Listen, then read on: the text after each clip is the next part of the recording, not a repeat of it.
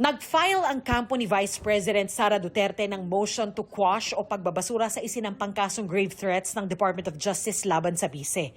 Ang kaso, nagugat sa mga pahayag ni Duterte sa live stream na may kinontrata na raw siyang gunman para patayin sina Pangulong Bongbong Marcos, Unang Ginang at nakaupo noong speaker. Sakaling may pumatay sa kanya. Kapag pinatay ako, patayin mo si BBM, si Lisa Araneta at si Martin Romualdez. No joke. Ayon sa abogado ng bise, wala raw jurisdiksyon ang Quezon City Regional Trial Court sa kaso.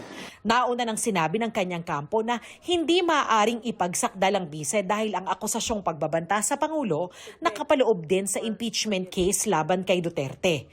Kinontra ito ni Prosecutor General Richard Anthony Fadolion. Wala namang nagbabar na hindi siya pwedeng file ng kaso. Yun ang pananaw ng Department of Justice. Binigyan ng korte ng 5 araw para magsumite ng komento sa motion to quash ni Duterte.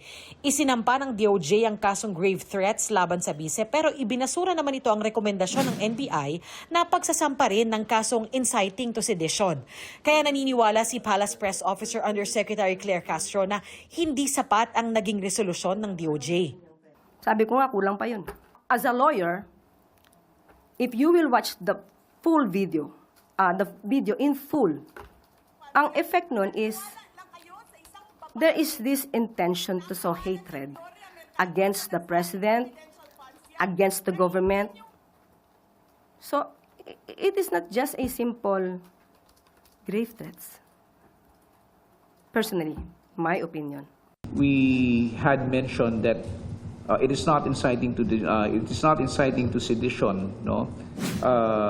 When these are just mere utterance or speeches, no? When it is not proven that the accused or the defendant incited the people to rise publicly and tumultuously in order to achieve the ends mentioned under the particular article covered, which is Article 139 of the Revised Penal Code.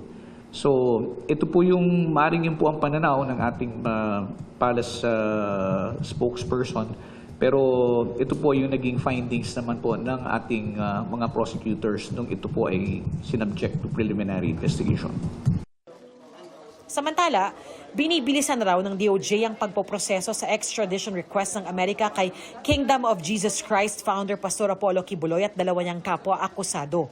We are hoping that once filed, it will not take years, siguro mga buwan lang ang tinitingnan natin dito. We are working on the evaluation as fast as we can, but at the same time ensuring that we are not skipping or cutting corners here.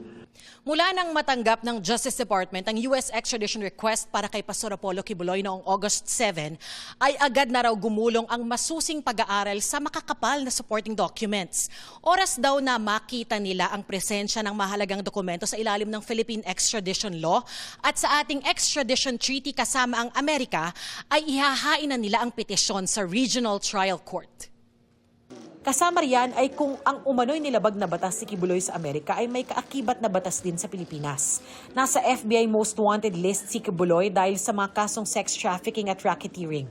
Kailangan ding siguruhin na hindi siya papatawan ng death penalty roon. So long as the requirements under the RP-US extradition treaty are met through the documents that we will be filing, then we are confident that extradition will be granted. Sinusubukan pa ng GMA News na kunin ang panig ni Kibuloy na kasalukuyang nakapiit sa Pasig City Jail.